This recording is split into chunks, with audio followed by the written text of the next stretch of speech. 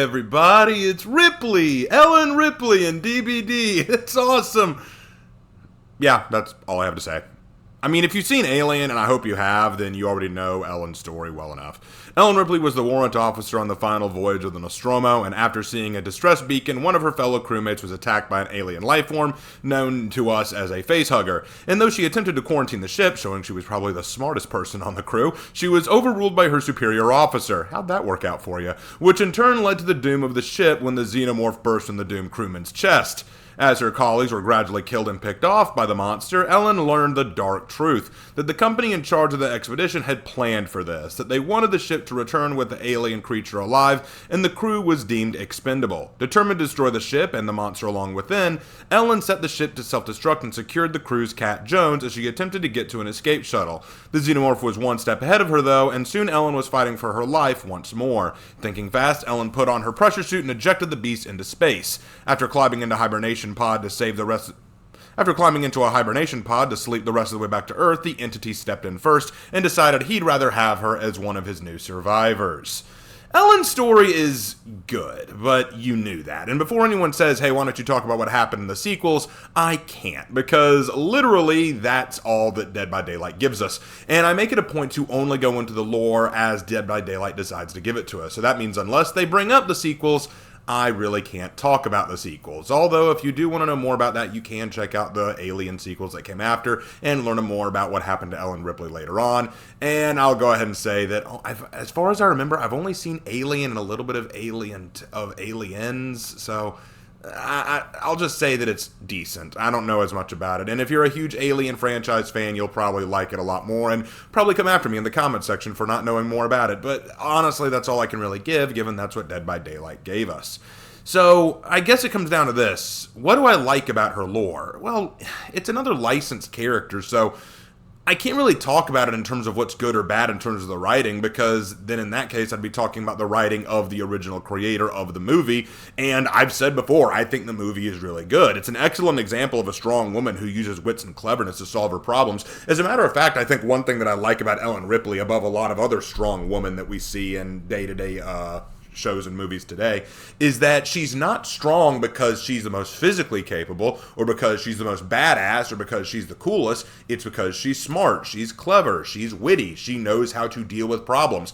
I like the fact that it uses certain things about what she does to show her strength of will. Like, for example, she tries to quarantine the ship, like I said earlier. She says, look, I get that he's in trouble. I get it, but we don't know what that alien is doing to his face. We don't know what's happening. We need to follow protocol and quarantine the ship. And it was her superior officer who countermanded her in what we would consider a more morally altruistic action, but we know that she was doing the right thing based on what we see in the movie. So I think that was a sign of strength there. Then the fact that she didn't just overpower the alien, she didn't just pull out some kind of kung fu move and just beat up the alien with her awesome powers, nor did she pull out a laser blaster and start going to town on the thing in some really cool action scene. No, she was very much the weaker party compared to herself and the xenomorph, and she used her cleverness to outwit the creature, which I think shows a strong woman in a different aspect. You don't need to make a strong woman by just making her more capable like men. You need to make her clever, witty, smart, ingenious, that kind of thing. I think you can do a lot more with strength than just power. This is actually something that I was talking about with my brother and a few other people a couple days ago. When you talk about strength, when you talk about what makes a character strong, it's so easy to get caught up in who could they beat up? What powers do they have? How strong are they? Because I saw this go down in my One Piece response video that I did not too long ago, where people were talking about what characters were strong based on who they defeated and who they didn't defeat. And I think that's a very poor way of looking at strength. To me, strength is not just defined by who you can beat up and who you can't beat up. It's based upon what you've endured, what you've gone through, what you've had to overcome. I think that strength can be defined in a lot of unique ways, and Ellen Ripley is definitely a strong character. After all, we all know her story. She's Ellen Ripley, first of her name. Besides, everything I told you is what the DVD lore gave us, as I said before, so it's not truly fair for me to go beyond that. It's pretty clear Ellen Ripley's a pretty likable, fun character. The only thing I have against her in Dead by Daylight is the fact that the model that they use for her doesn't look anything like Sigourney Weaver.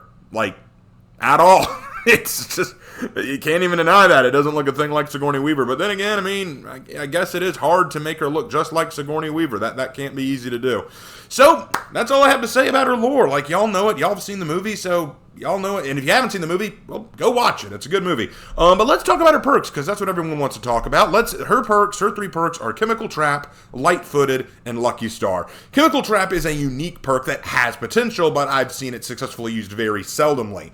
It's truly strongest for loot builds, so here's how it works. After completing 20% of a generator's repairs, this perk activates. When near a drop pallet, you can press the active ability button to place a trap on it for 60 seconds. The trap is visible to you and to the killer. When the killer breaks the trapped pallet, it explodes, spraying the killer with chemicals. The killer then suffers a 50% hindered effect for 4 seconds. This perk then deactivates after triggering the trap or after the timer runs out on the trap.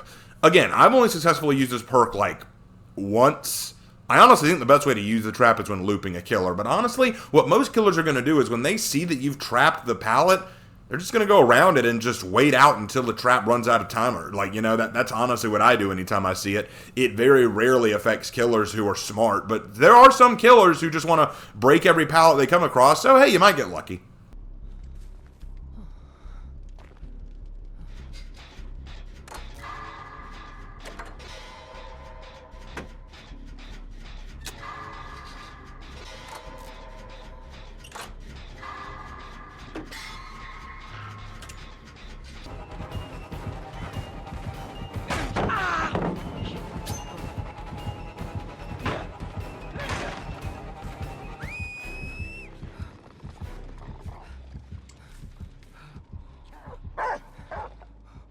Light-Footed.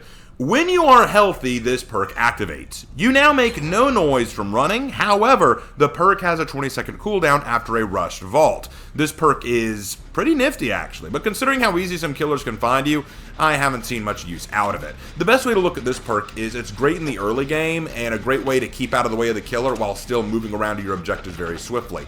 After all, if it hides your noises, that's helpful. However, most killers, especially newer killers, base everything on visual aids. And the noises that they're listening for aren't running noises. They're looking for generator sounds, healing sounds. They're looking for sounds that they can easily recognize. Most aren't listening for running footsteps. But hey, you know what? Every little bit helps. And then finally, Lucky Star. Now this is a pretty good perk, I think. After hiding in a locker for the next 30 seconds, you make no grunts of pain, you leave no pools of blood, and the auras of other survivors are revealed to you, and you see the aura of the closest generator in yellow. This perk then goes on cooldown for 30 seconds. Now that right there is useful. For a brief trip to a locker, literally just a step in and a step out, you gain excellent stealth and aura reading benefits that can be very useful to you and your allies. Honestly, Lucky Star is probably the best perk she has, and I found a lot of good use for it.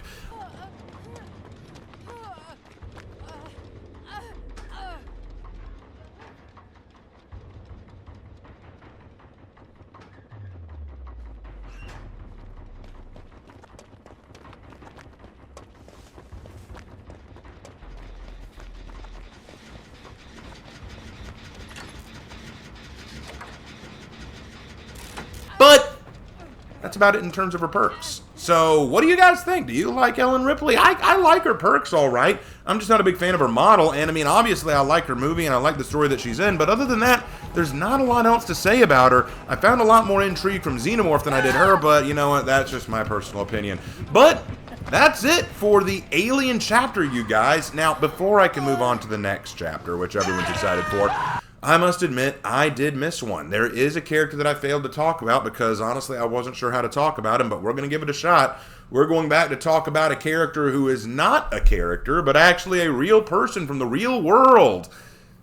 Ladies and gentlemen, brace yourselves for the legend himself, as next time we'll talk about Nicolas Cage. But I'll see you in that video next time. Take care, folks. Did my last performance attract a force of great cosmic evil? Truth is, none of that matters now. Because even after all the death, decay, and darkness, I still remember exactly who I am.